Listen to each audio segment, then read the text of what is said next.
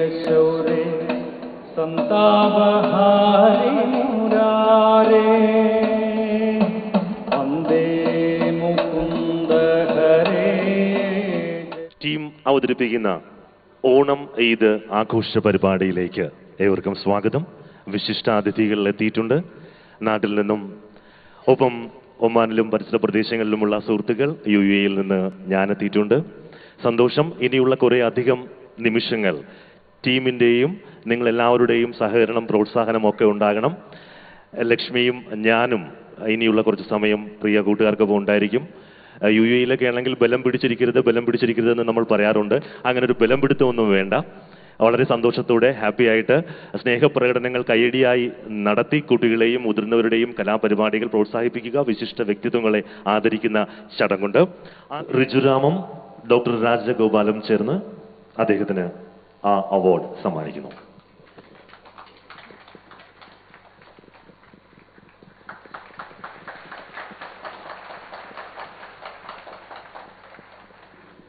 ആദ്യമായിട്ടാണ് ഈ മസ്കറ്റിൽ ഞാൻ വരുന്നത്. വന്നത് തന്നെ ഇങ്ങനൊരു കാര്യത്തിനായതുകൊണ്ട് വളരെ സന്തോഷം.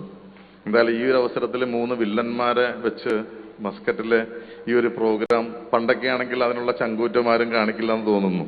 പക്ഷെ ഇപ്പോൾ ഞങ്ങൾ തന്നെ പലപ്പോഴും ആഗ്രഹിച്ചിട്ടുണ്ട്. കാരണം ഈ തഴയപ്പെടുന്ന വിഭാഗത്തിലെ കുറേ ആൾക്കാരായിരുന്നു ഈ വില്ലന്മാരെല്ലാം. എന്താണെന്ന് ചോദിച്ചു കഴിഞ്ഞാൽ അതിന് പ്രത്യേകിച്ച് റീസൺസ് ഒന്നുമില്ല. ഇപ്പം ഈ അടുത്താണ് വില്ലന്മാരെല്ലാം വെച്ചിട്ട് ഈ സംഘടനകൾ ഓരോ പ്രോഗ്രാമൊക്കെ നടത്തുമ്പോൾ വിളിച്ചുകൊണ്ടിരുന്നത്. അതിനു മുമ്പൊക്കെ കാര്യം കഴിഞ്ഞാൽ കറിവേപ്പില പുറത്തുനിന്നൊക്കെ പറയില്ലേ, എന്ന് പറഞ്ഞ പോലെയൊക്കെ ആയിരുന്നു. എന്തായാലും കാര്യങ്ങളെല്ലാം മാറി വരുന്നു. നമ്മൾ ഈ പറയുന്ന പോലെ ആരും, ഇത്രയും കാര്യം പറഞ്ഞു തന്നത്, ആരും മോശക്കാരല്ല.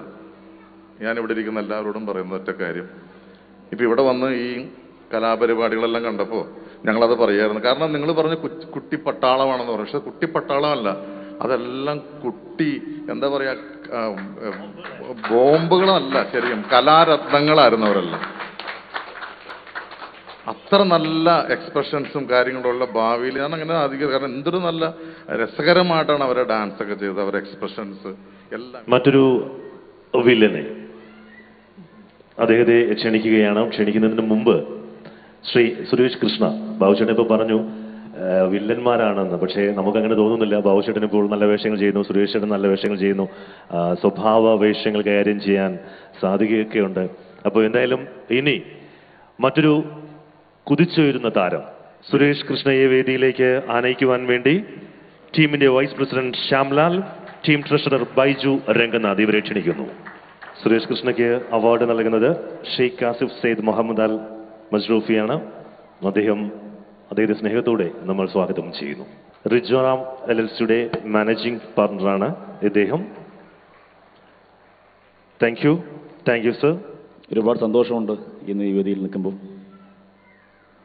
ഇങ്ങോട്ട് വരുന്നത് വരെയും ഇതിങ്ങനെ വലിയൊരു സദസ്സുള്ള ഒരു ഫംഗ്ഷനാണ്, അല്ലെങ്കിൽ ഇത്രയും വലിയൊരു ആഘോഷമാണെന്നൊന്നും എനിക്കറിയില്ലായിരുന്നു. സത്യം പറഞ്ഞാൽ എന്നോട് ശ്രീ മിലൻ ജലീലാണ് ഇങ്ങനൊരു പ്രോഗ്രാമിനെ കുറിച്ച് ആദ്യം പറയുന്നത്. അദ്ദേഹം എന്നോട് പറഞ്ഞത് മസ്കറ്റിൽ ചെറിയൊരു ഓണസദ്യയുണ്ട്, ഒരു 10-20 പേരടങ്ങുന്ന ഒരു ഗ്രൂപ്പാണ്, ഭക്ഷണം കഴിക്കാൻ തിരിച്ചു വരാൻ വേറെ സംഭവമൊന്നും ഇല്ല എന്ന് പറഞ്ഞു. അപ്പോൾ ഞാൻ പറഞ്ഞു സദ്യ കഴിക്കാനായിട്ട് മസ്കറ്റ് വരെ പോകേണ്ട കാര്യം ഉണ്ടാക്കുക. അത് മാത്രമല്ല ഈദ് ആഘോഷമുണ്ട്, ബിരിയാണി ഉണ്ടെന്ന് പറഞ്ഞു. എന്നാൽ പിന്നെ ഒന്ന് നോക്കിക്കളയാം എന്നും പറഞ്ഞ് വണ്ടി കയറിയ ഒരാളാണ് ഞാൻ. പക്ഷേ ഇന്നിവിടെ ഒരു ബിരിയാണിക്ക് പകരം ഒരു 100 ബിരിയാണി കഴിച്ച ഒരു സംതൃപ്തി എനിക്ക് കിട്ടി. അടുത്തതായി വേദിയിലേക്ക് ക്ഷണിക്കുന്നത് സാദിഖിനെയാണ്. ശ്രീ സാദിഖിന് അവാർഡ് നൽകുന്നതിന് വേണ്ടി റസിയ ഹക്കീമിനെ വേദിയിലേക്ക് ക്ഷണിക്കുന്നു.